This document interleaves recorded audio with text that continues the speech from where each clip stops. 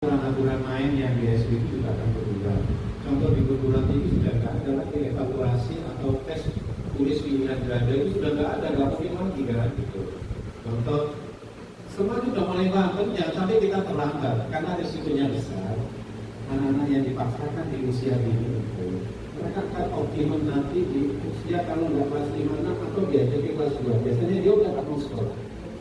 Nah itu kan kasihan gitu, karena dia sudah maksimal yang seharusnya tidak boleh mengenal sesuatu yang abstrak, yang harus autentik, tapi abstraknya sudah boleh diajari, tetapi tidak boleh dipaksa membaca.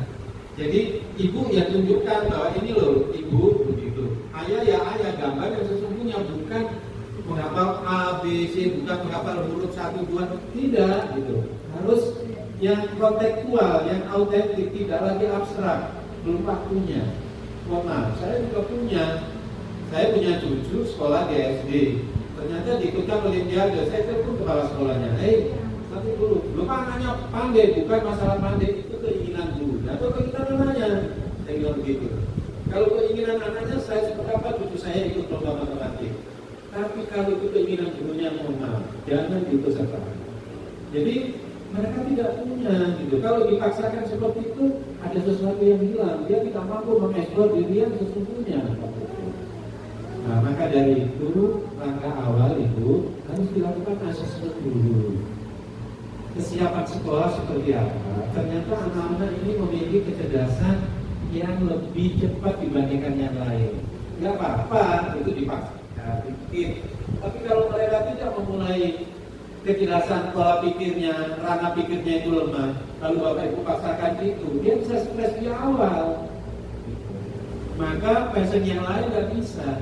Anak masih suka menari, dengan menari itulah dia akan menumbuhkan percaya diri.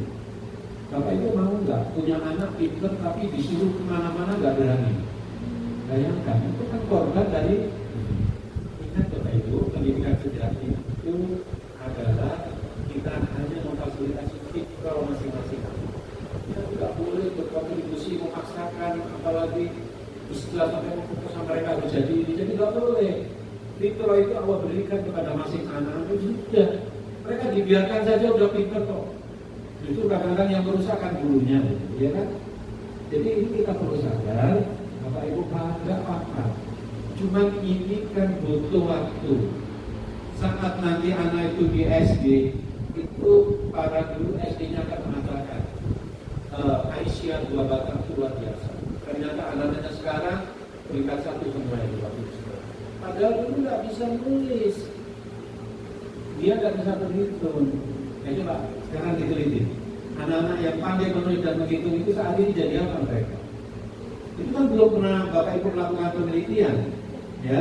Jadi artinya ini memang bagian, tapi ingat, tadi Ibu tanya waktu di saya, Bu, kita ini kan bagaimanapun juga melakukan pelayanan terhadap wali murid.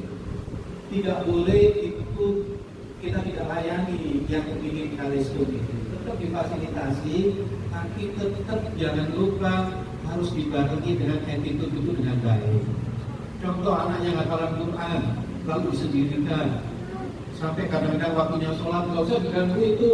Mereka itu lagi hafalan Al-Quran. Malah kadang-kadang ada orang tuanya datang ucapin salam, coba itu dijemput orang tua, nggak usah dulu karena itu kan salah Bapak Ibu. Ya, jadi kadang-kala ada sesuatu yang sebenarnya tidak pada tempatnya. Nah, ini saya berharap banyak tetap kita harus memfasilitasi wali murid yang ingin kalistum ya kita ajari, tapi tidak usah sampai memaksa. Sambil menunggu perkembangan anak. Insya Allah itu nanti lambat laun akan hilang. Saya yakin. Tetapi kalau sekolah kita ini ikut-ikutan sekolah lain, ikut orientasi di kalistum, saya rasa dalam waktu dekat pun kita tidak punya identitas. Kita akan ditinggalkan karena sekolah yang seperti itu sudah banyak. Jadi Bapak Ibu coba lihat di Google TK-TK unggulan itu konsep pendidikannya seperti apa. Saya yakin sekolah-sekolah yang unggulan tidak orientasi di knowledge. Orientasinya, apalagi kalau ini ngomong sentra ya. Bicara sentra itu nggak ada pembelajaran matematis, semuanya berbasis permainan kan, iya kan? Nah, itu udah ada sentra budaya, ada sentra, ini kan seharusnya peralatan, ini sudah ada musik, ada apa, sebetulnya kan itu yang diintegrasikan kepada matematik. Ya, ada do re mi fa sol la si do, dia mengenal do re mi fa sol la si do, otomatis mengenal 1, 2, 3, 4, bukan perhitungannya, tapi kita kenalkan angka-angka itu melalui nyanyian tadi, bukan yang abstrak, ya, bukan yang abstrak.